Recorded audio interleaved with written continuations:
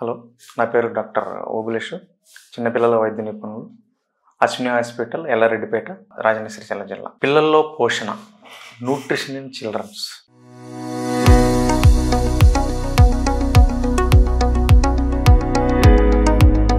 ఈ అనుబంధ పోషకాహారం, కాంప్లిమెంటరీ ఫీడింగ్ అనేది ఎప్పుడు పెట్టాలి అని చాలామందికి అపోహలు ఉన్నాయి.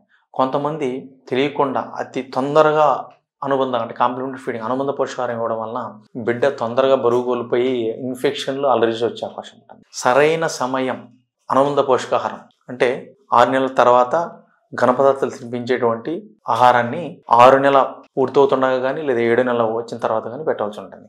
3వ నెలలో కానీ 4 నెలలు పెట్టడం కానీ, చాలా ఆలస్యంగా ఎప్పుడో 9 నెలల్లో 10 నెలల్లో పెట్టడం వల్ల కానీ బిడ్డ బరువు కోల్పోయి పోషక లోపాలు అనేది ఇబ్బందులు ఎదురవుతూ ఉంటాయి. ఈ పోషక విలువలు ఉన్నటువంటి ఆహారం సమపాలనలో పెట్టలేకపోతే బిడ్డ మాల్నరిష్డ్ కింద మారుతుంది.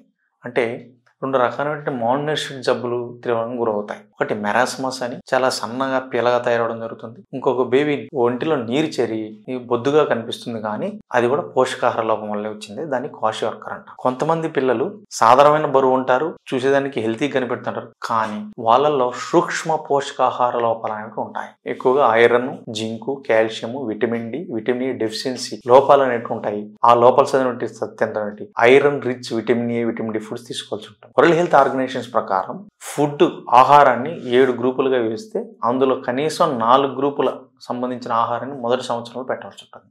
అవి ఆహార ధాన్యాలు, పప్పు ధాన్యాలు గ్రూప్ కింద, ఇంకోటి దుంపలు, గుడ్లు, పాలు, గ్రీన్ లీఫ్ వెజిటేబుల్స్ అంటాం. ఇంకోటి ఈ మాంసాహారం సంబంధించిన ఫిష్ కానీ, చేపలు కానీ ఇవి కూడా ఇవ్వాల్సి ఉంటుంది.